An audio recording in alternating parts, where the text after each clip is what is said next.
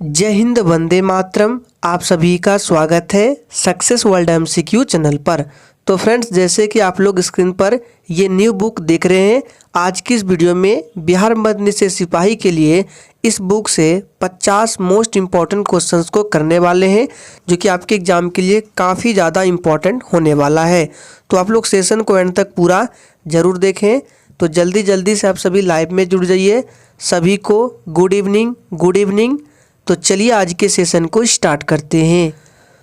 तो फ्रेंड्स, आज के सेशन का पहला प्रश्न है, मशहूर लिंगराज मंदिर किस शहर में स्थित है? भोपाल, भुवनेश्वर, कोलकाता या फिर डी उज्जैन में? आपको आंसर करने के लिए लाइव चैट का ऑप्शन मिलता है।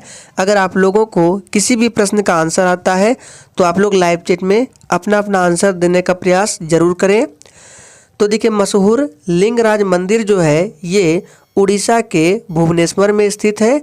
तो जो ही बच्चे लाइव चैट में ऑप्शन बी को दिए हैं, बिल्कुल सही जवाब है। और लिंगराज मंदिर जो है ये किस भगवान का मंदिर है? तो शिव भगवान का मंदिर है।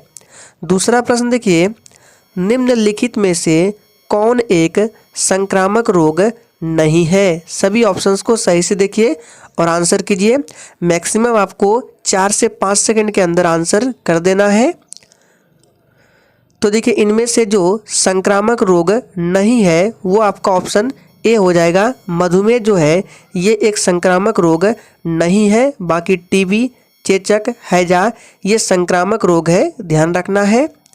तीसरा प्रश्न देखिए, मानव शरीर के नाइट्रोजनी अपशिष्ट को हटाने के लिए कौन सा अंग जिम्मेदार है?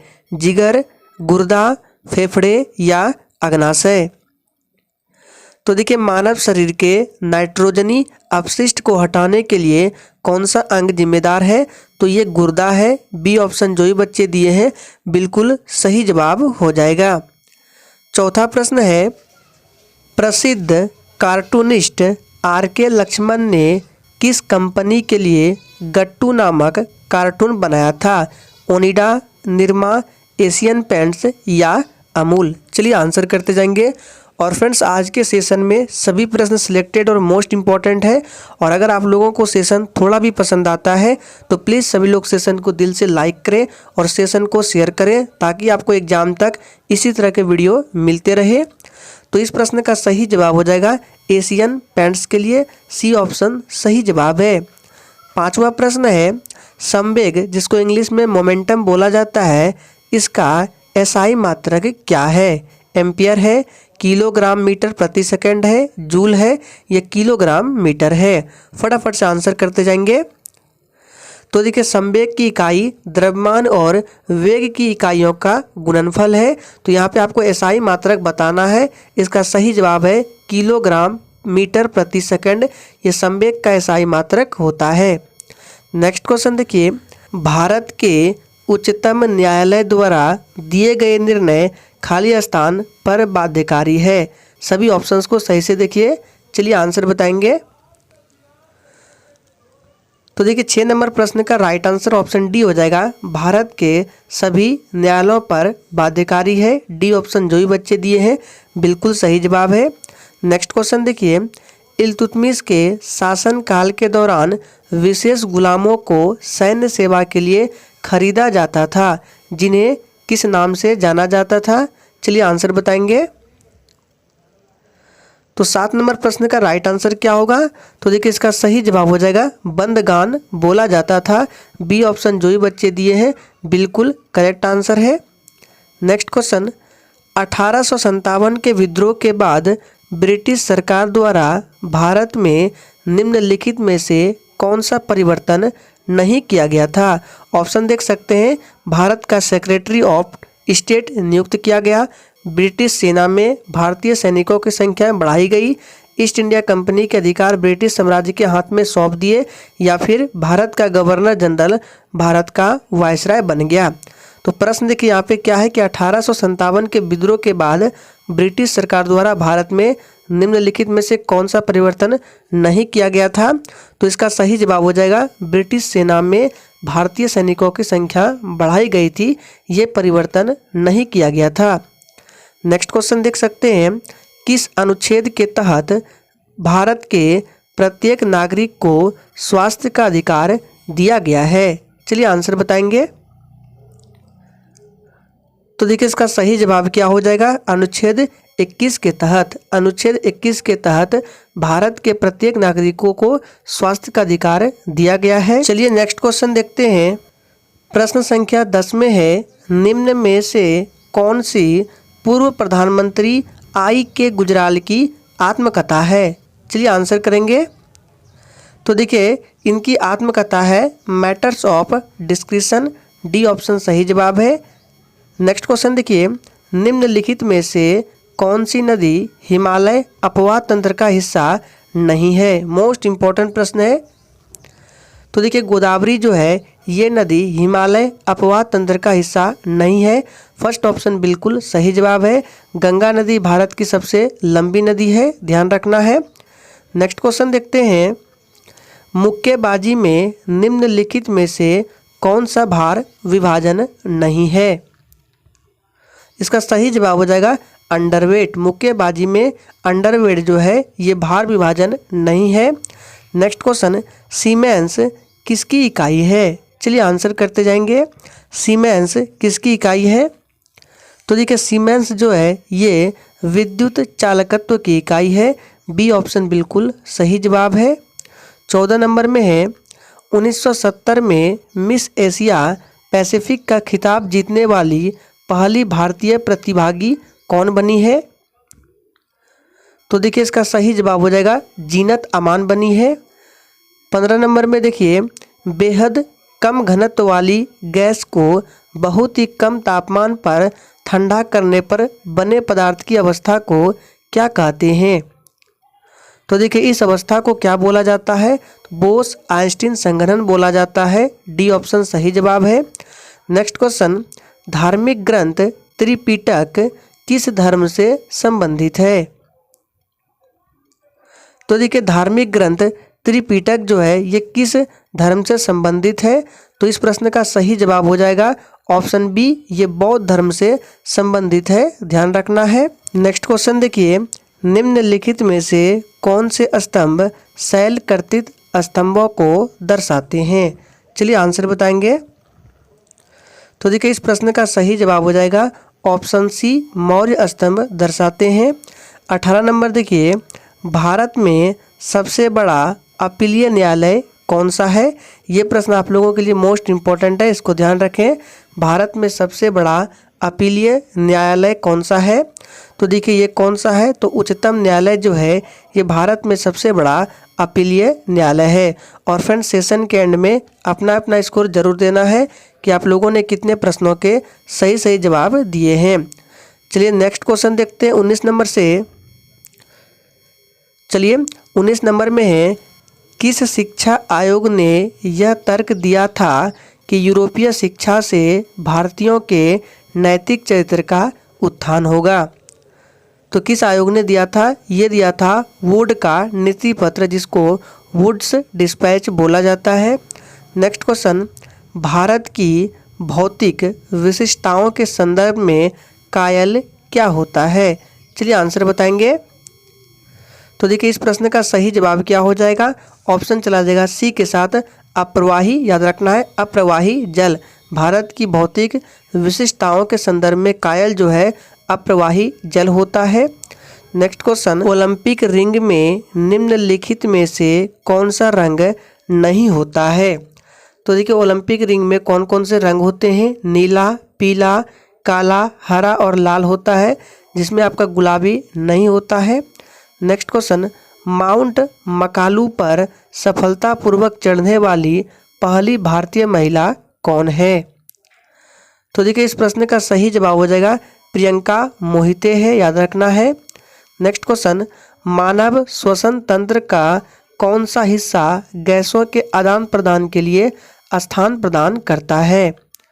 तो ये कौन सा हिस्सा है? ये है कूपिका, डी ऑप्शन जो भी बच्चे दिए हैं बिल्कुल सही जवाब है।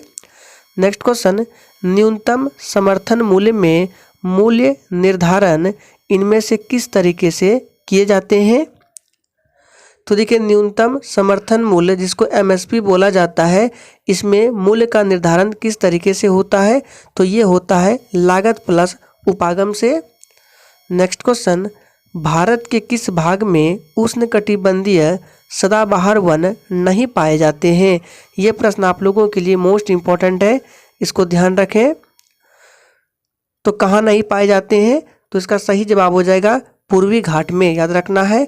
ए ऑप्शन बिल्कुल सही जवाब है। नेक्स्ट क्वेश्चन, भारतीय संविधान का कौन सा भाग राज्य के निर्देशक सिद्धांतों को बताता है?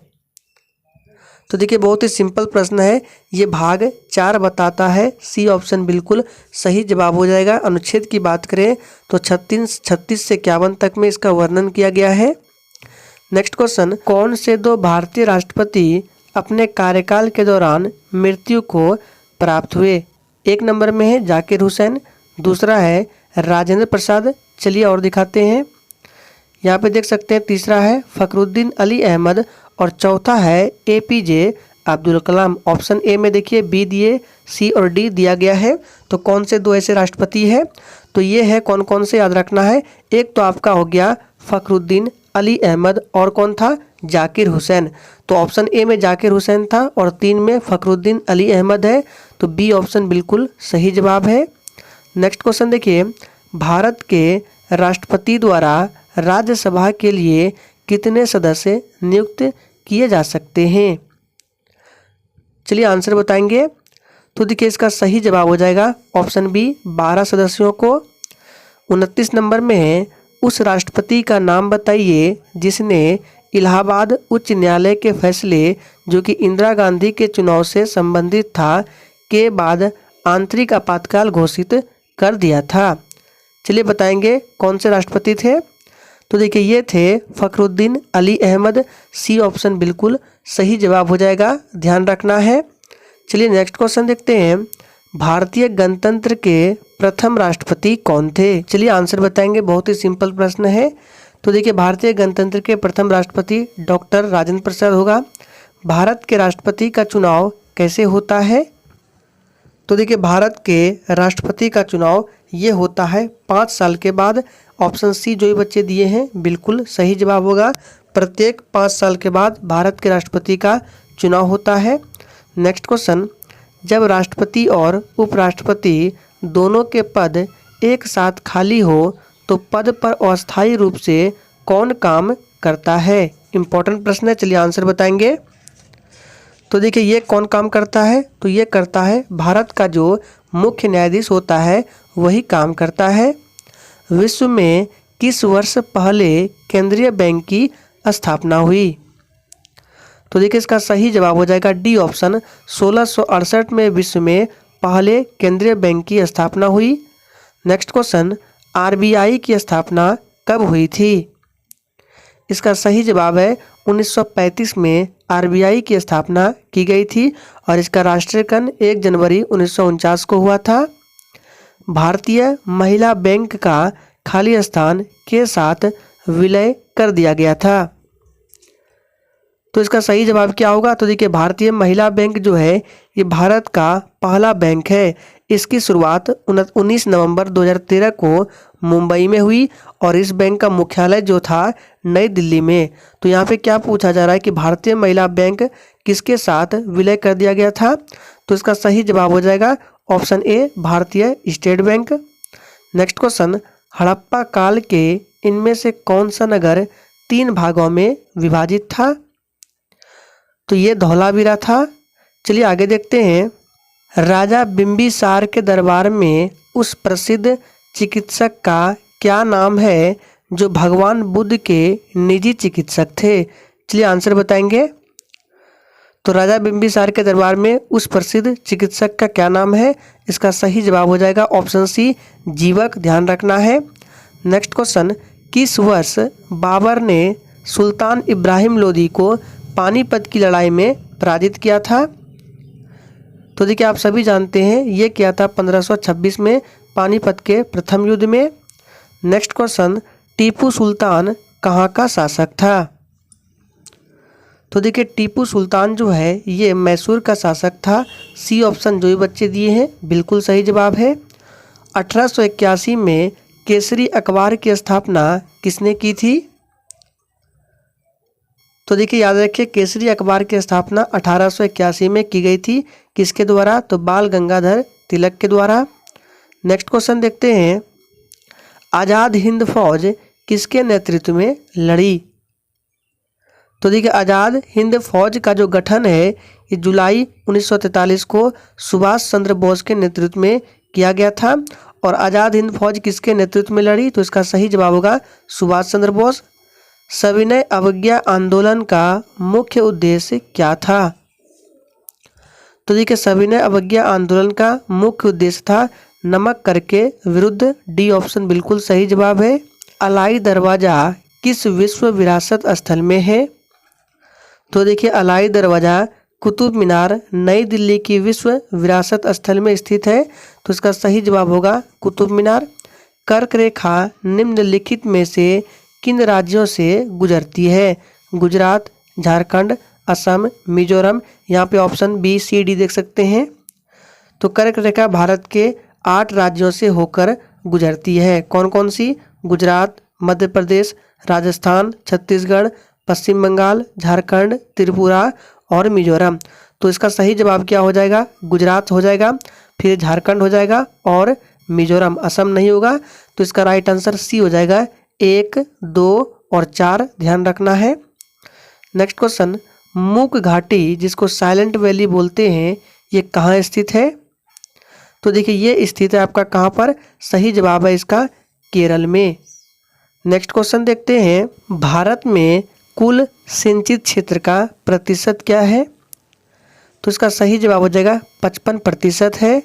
नेक्स्ट क्वेश्चन देखिए यहाँ से 47 नंबर से है, निम्नलिखित में से कौन सा देश आंशिक या पूर्ण रूप से सहारा रेगिस्तान में नहीं आता है? चलिए आंसर बताएंगे कौन सा देश है। तो याद रखना है ये है नाइजीरिया। सी ऑप्शन बिल्कुल सही जवाब है। नेक्स्ट क्वेश्चन, निम्नलिखित में से किस देश की समुद्री सीमा भूमध्य सागर पर नहीं है? तो इसका सही जवाब हो जाएगा बेल्जियम। निम्नलिखित में से कौन दुनिया का सबसे बड़ा नदी द्वीप है? तो देखिए इस क्वेश्चन को हमने कराया था कि दुनिया का सबसे बड़ा नदी द्वीप माजुली द्वीप है जो कि असम में है। डी ऑप्शन बिल्कुल सही जवाब है। और आज के सेशन का आखिरी प्रश्न है, भारत का संविधान सभा द्वारा खाली स्थान में अपनाया गया था और 26 जनवरी 1950 को लागू हुआ था। तो ये कब अपनाया गया था? 26 नवंबर 1949 को। सी ऑप्शन बिल्कुल सही जवाब हो जाएगा। तो फ्रेंड्स आज के सेशन में हम लोगों ने इस बुक से 50 मोस्ट इम्पॉर्टेंट प्रश्नों को कवर किया। अगर सेशन अच्छा लगा हो तो सेशन को लाइक करें और इसका PDF आपको टेलीग्राम चैनल पर मिल जाएगा। तो आज के लिए इतना ही, तब तक के लिए जय हिंद।